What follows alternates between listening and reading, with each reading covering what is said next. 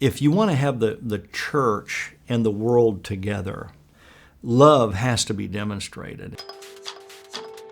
In January, February of 1994, because of a problem in Hungary, the sex industry rising, prostitution, drugs, sexually transmitted diseases, and AIDS were all on the rise in Hungary. And they started looking for partners to help fight this problem, this new problem in Hungary. And we got this strange phone call, would you write a sex education curriculum for Hungarian public schools? And we said yes.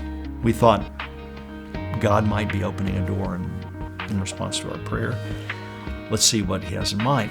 So now, of course, we weren't educators, and we did campus ministry. We want to stress the ethics taught by Jesus and the value and the importance of a relationship with Him. And after I said that, I was waiting for them to laugh us out the office, but they go, that sounds great.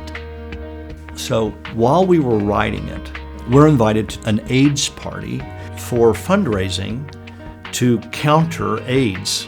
And 4,000 were expected to come, tuxedo and beautiful gown kind of party that was going to be in the castle of Budapest. The Buda side of Budapest is beautiful.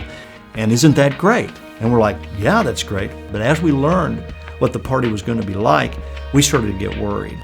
Free vodka, free champagne, rock and roll bands, lingerie, modeling, and it scared us to death. All the sponsors were condom companies, and the tickets had the picture of a nude woman on them. It was uncomfortable for us. We hadn't been around that kind of people and that kind of volume with that kind of money ever in our lives. We went back to my apartment and we were troubled because we thought we couldn't go to that party because of our paradigm. We just weren't used to doing ministry that way, and we thought the church that we were partnering with would be upset with us if we went. You know, it was a troubling time. So we began to pray about that. And about that time, my wife Karen came in from shopping. She had bags of groceries in both hands, and about a minute later, real quickly, Karen came back and said, God just gave me a verse for you. Let me read it. And she read Mark chapter 2, 15 through 17, where Jesus is dining with tax gatherers and sinners, and the Pharisees, the religious people of his day, question his motive, like, why are you doing this? And Jesus said, I didn't come for the healthy, I came for the sick. I love these people. I'm going to be with them and heal them, take the truth to them, bring the gospel to them.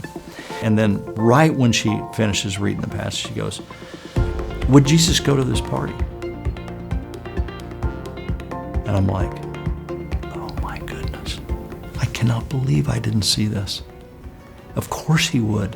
And so we were like, we're going. Jesus wants us to go. Again, this is the Spirit of God giving us His Word to empower us to do the right thing.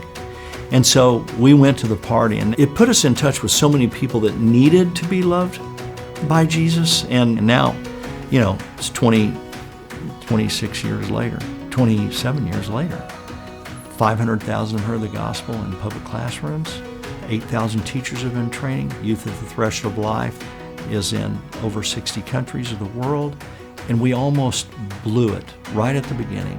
And so if you want to have the church and the world together, love has to be demonstrated. Demonstrating love as we take the gospel to others. And when we do, you know, people feel like, yeah, I'll engage you in a conversation, or I'll allow you to influence me a little bit with whatever you want to share, because I trust you. I know you love me.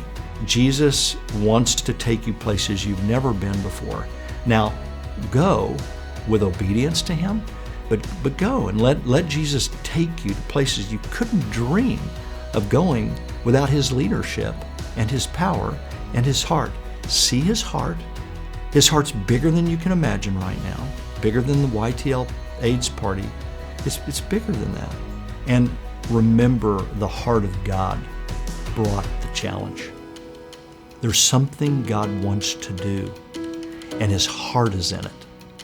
There's love in it. There's compassion. There's justice. There's something He wants to do.